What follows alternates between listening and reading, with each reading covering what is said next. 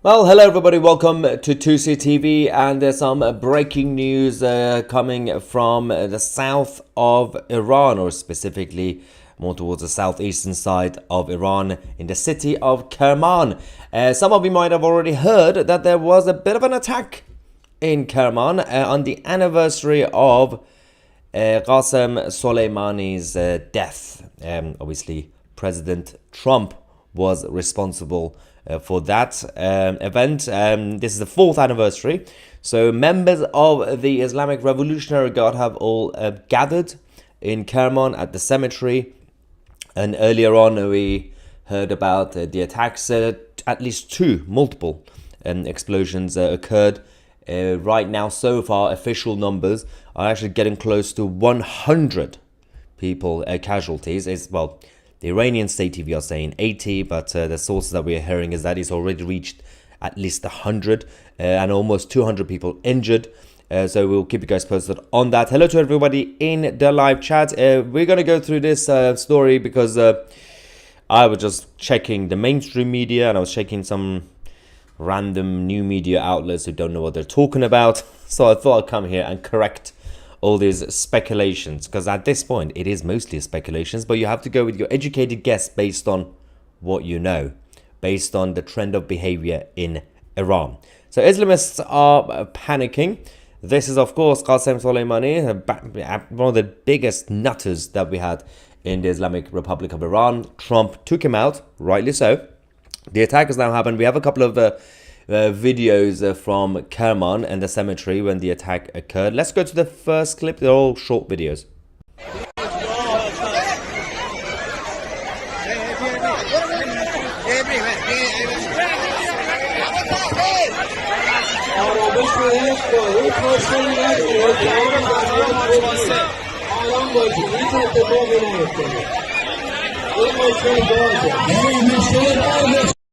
So this was the moment the first attack or explosion happened, and then the second one happened, and a number of security officers have become casualties, and of course a lot of other people who are members. And let's not forget, the people attending this ceremony were not Iranian civilians.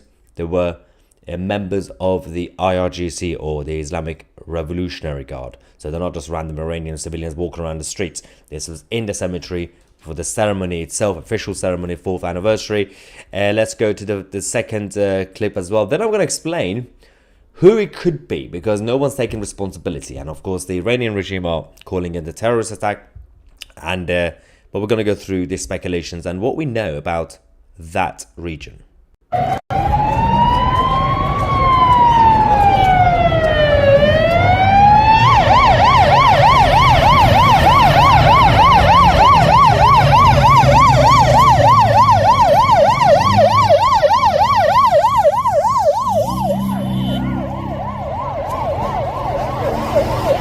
Alright, so this was moments after the first attack. So what we know so far is the Iranian regime have a lot of enemies. And it's not just America, it's not just Israel. They have internally inside the country, the population of Iran, the majority of Iranians who are against the Islamic occupiers. So that's one enemy.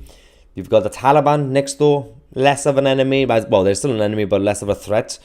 You still technically have Israel to be counted, but you also have a number of others, including the Mujahideen, who are basically the Iranian communists, Islamist communists, which is really a bad mix. They are mostly in the West now anyway.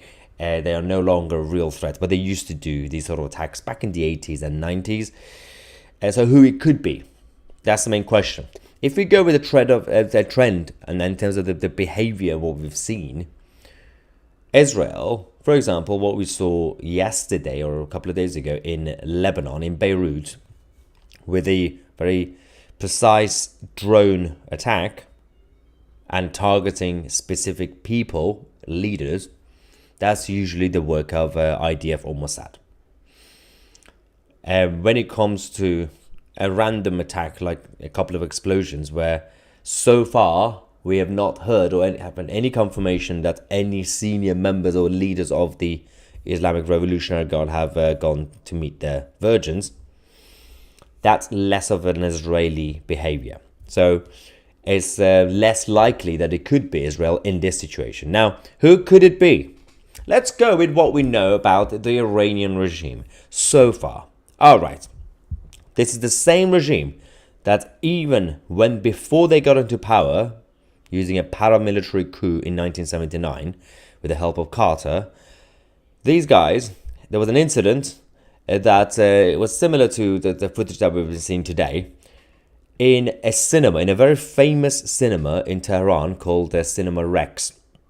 And in the late 70s, there was everybody was basically locked in, and the Shah was still in power. Everybody was locked in, and there was a fire, and everybody lost their lives. And somehow the Islamic leaders came out, and the Ayatollah Khomeini saying, this was the Shah doing it. The Shah of Iran doing it to his own citizens randomly. But then we discovered a while later that it was actually the Islamic Revolutionary Guard before that. Obviously, they were just the militants. It was them who did it to blame it on the Shah's regime, and they obviously forced him out. Even more recently, a year ago, the biggest prison in Iran and biggest political prison, Evin prison in Tehran, during the uprising, when the Iranians were fighting against the Islamic occupiers, that there was an incident in the prison, fire, and people lost their lives, some people escaped, criminals. Then they also blamed it on the uprising, saying, these are the infidels, the Iranians were coming, blah, blah, blah, the enemy. Then we discovered, it was actually the actual Iranian regime doing it. Because by doing this, they blamed it on somebody else, and they basically crushed the uprising temporarily. This is the trend of behavior we've seen from the Iranian regime every single time. So do not be surprised if what we saw today was once again the Iranian regime doing it themselves to blame it on somebody else and to cause to create a manufactured crisis. It's happened so many times, we are used to it. So, considering, unlike Beirut a couple of days ago, when the drone strike was very precise and they actually took out a couple of very specific leaders of Hamas, that was Israel. This was apparently a couple of bags, just in terms of the detonation and everything else, that just exploded. No senior leaders of Islamic Revolutionary Guard have lost their lives. Just a number of random members of IRGC and their relatives and security officers, police officers. Does it seem like something that the IDF would do? I mean, that's the thing. I mean, firstly, I'm not defending IDF or Israel in this situation, because it could easily be Israel, obviously. I mean, that's usually the first option. Like, well, Israel hates Iran, it's probably Israel, yes. But in terms of speculation, it's less of a trend in terms of what we've seen from Mossad or IDF. It's also... It could, as I said, it could also be the other enemies of Iran, like the Taliban, but the Taliban are not really, that's not their priority right now. The Mujahideen, or the Islamic communists, who are also against the current regime, not really sure, because they haven't done something like this in decades. The last time they were doing it was back in the 90s. That's why it's still most likely that it was actually the Iranian regime doing it, considering there was no real actual officials losing their lives. It was just the random members and relatives of the IRGC. False flag. That could easily be my guess. Barmestel, thank you very much for your super chat saying false flag, question mark. Yes, that's what I believe. Of course, it's just speculations at this point. We'll wait to find out more if anybody takes responsibility. Obviously, if it were any of the Islamist groups, like either the Taliban or ISIL or those guys, or Daesh, they would usually take responsibility within about an hour or so. We'll find out soon. Even if it's not their responsibility, they still take responsibility. Israel wouldn't take responsibility. And they usually, as I said, they do precise attacks. They usually know exactly who they're taking out. So we've never really had a situation where Israel just randomly attacks a cemetery for no reason. So, in a different country. Okay, let's find out.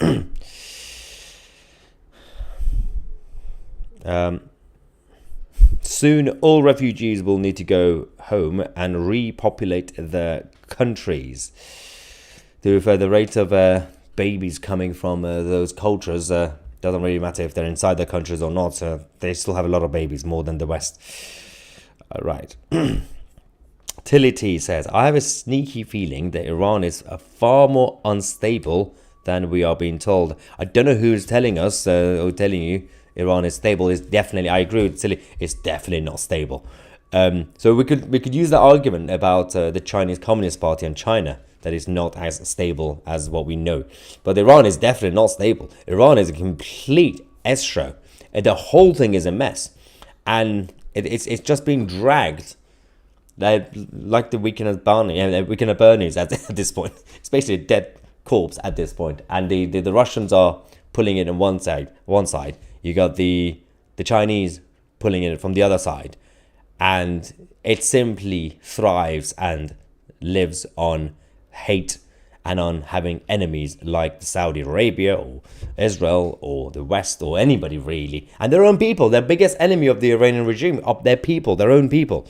So it's not America. There's all these idiots who are saying, well, it's between Iran and the Western globalists. It's not. It's between the Iranian regime and their own Iranian people. That's the main fight. Nothing to do with the West. Nothing to do with the globalists there in the West or East, for that matter. Scott says, did I hear right that the Iranian Revolutionary Guard got attacked at the funeral for Soleimani? So this is the video you've already clicked on, Scott. This is what we're talking about. Yes. You've clicked on the right video. That's the whole point of this video. We're talking about this. Well, let's go to the more videos that we have from the cemetery in Kerman, where on the 4th anniversary of Qasem Soleimani, the terrorist attack has happened.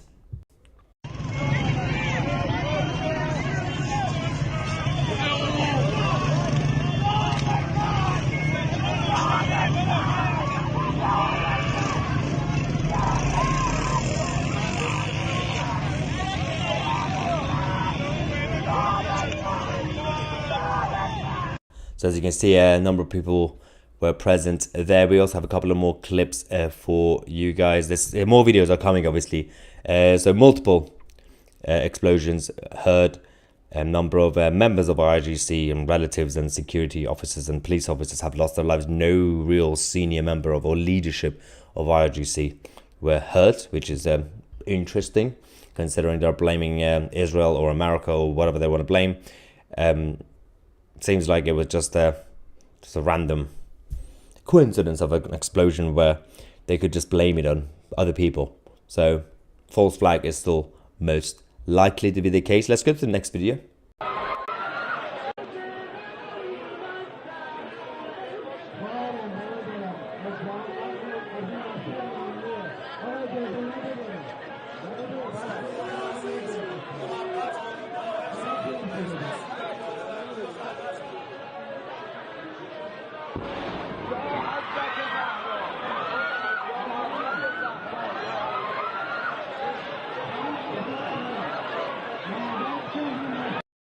As you guys saw there, the last 5 seconds, that was the moment that it actually happened. That's what screams and shouts were starting happening and people running around.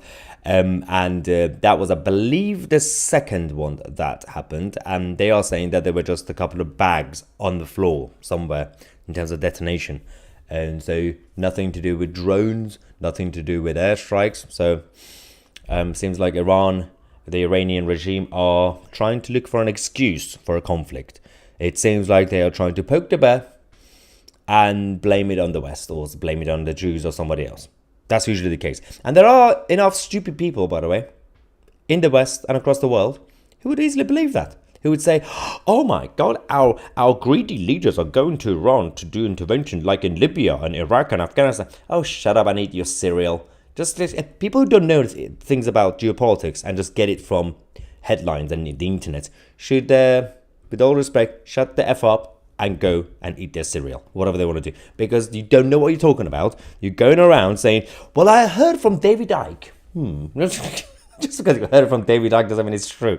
Or vice versa as well. The people who believe everything that the Foreign Office tells them, everything that the State Department is like, well, the President told me that this is the... No. Don't believe what the President tells you, and don't believe what the nutters in their mum's basement, the fat people... He was sitting there making random blogs saying, well, I've discovered the aliens had a meeting with Netanyahu and the Jews, and they told Zuckerberg to tell Elon Musk that his mother needs to attack Iran, and then that way the oil companies and banks will get rich. What? You can't live like this. You can't live your life in a paranoid state of someone else is controlling your life. The people who are obsessed with the fact that somebody's pulling the string, these people are insecure and paranoid. They have issues in their own lives and they have mommy and dad issues, and they have had so many issues in the past.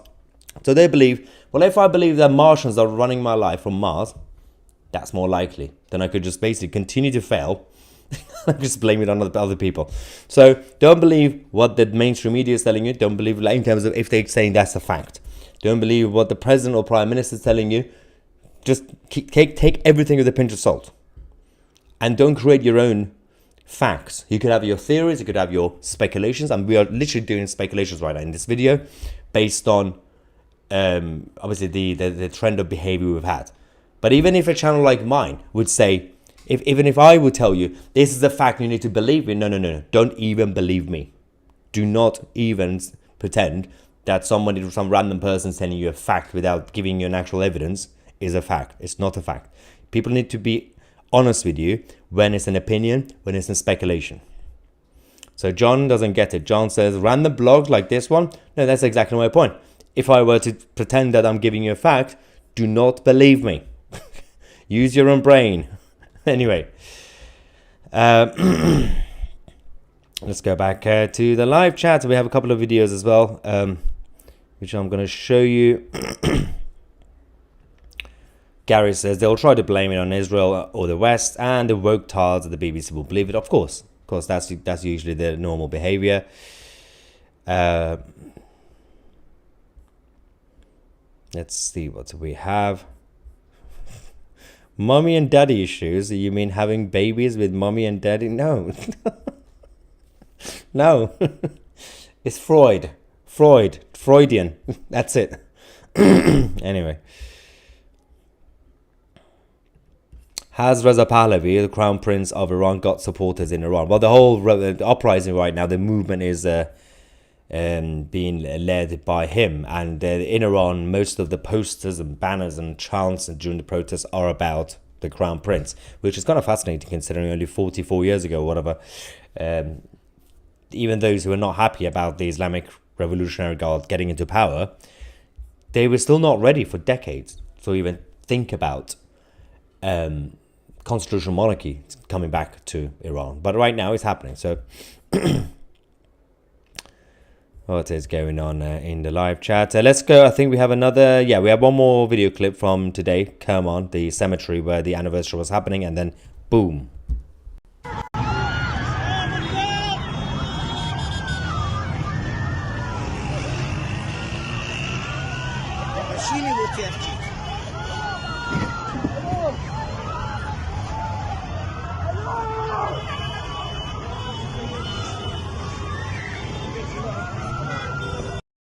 Yeah, so that was the Kerman. We have Angela saying this is a racist pig channel.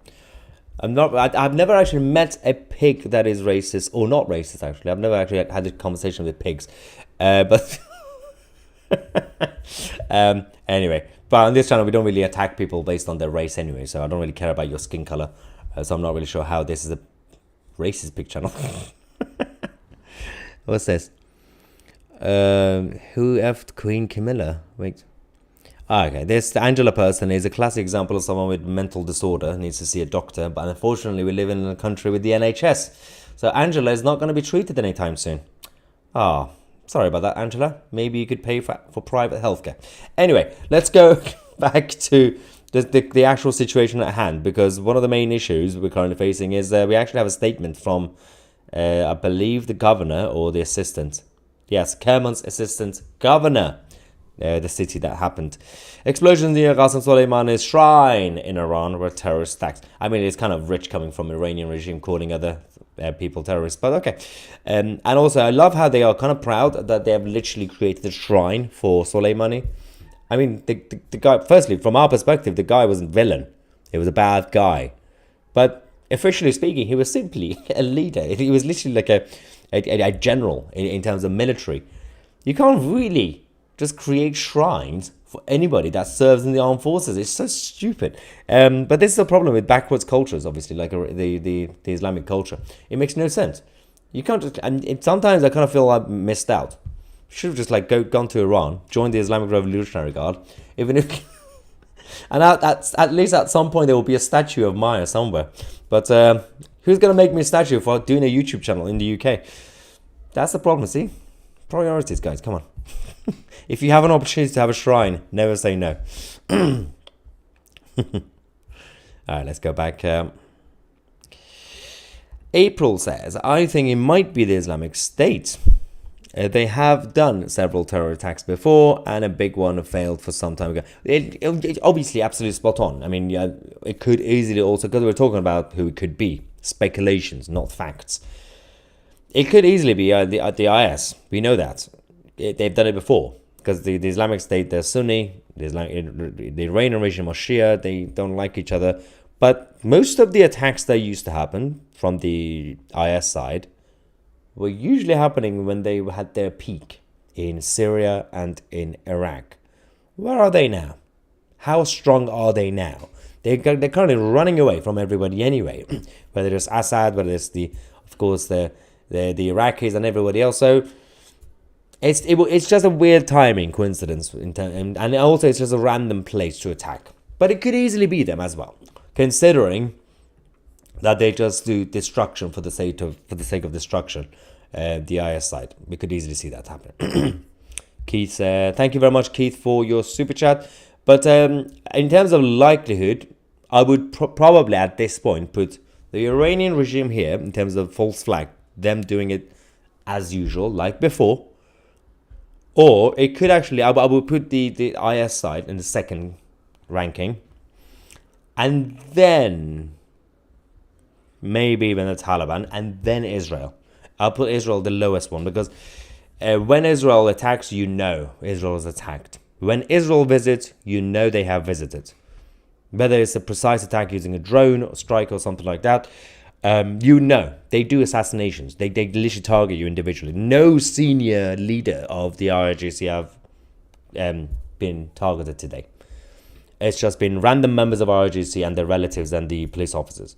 And that's why I say it's also important to remember, if you've been watching the mainstream media about what's been going on today, these were members of the Islamic Revolutionary Guard. These are not random Iranian civilians. So these are not the actual normal Iranians walking around the street. These were the specific members who were invited to gather at this cemetery for the 4th anniversary of Qasem Soleimani's death. So it's not like, again, targeting a shopping center, that's my point, or a random park. They knew what they were doing. But that's why it makes sense that could easily be the Iranian regime doing it themselves to blame it on the uprising.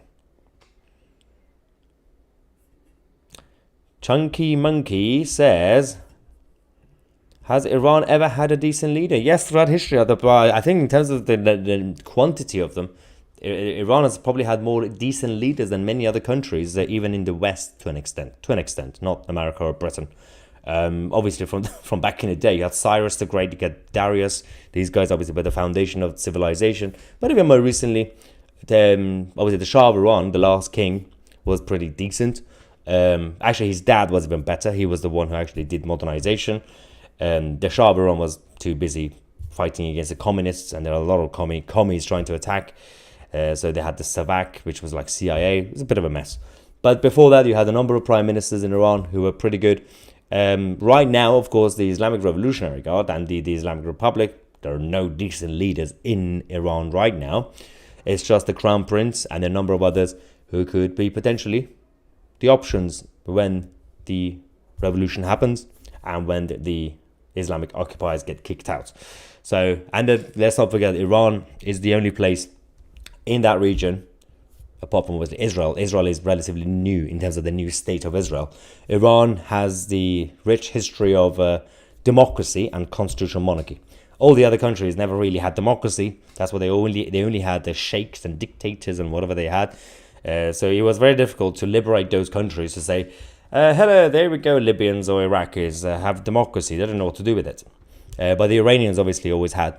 They had constitutional monarchy. They had parliamentary democracy. They had human rights way before all the other nutters. So you can see a situation where there's an appetite for Iranians to take back control of their countries and bring back some version of democracy at least.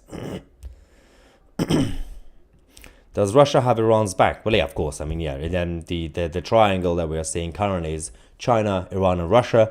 But it's also interesting because these are the Eastern globalists, because we always talk about the Western globalists, but the Eastern globalists, they might be on each other's sides on certain issues, but on the other issues, they'll be against each other, which is kind of fascinating. Sometimes it's Iran and China versus China, Russia.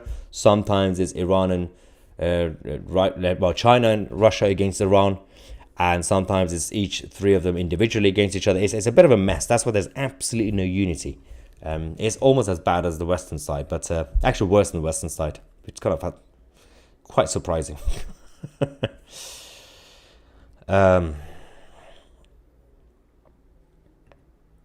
Anger says the Ayatollah has a harem better than Epstein's. Well, yes, and what they've legalized the harem, which there's a difference between the Western side and that side. Is when someone like Epstein does what he did, it's a taboo.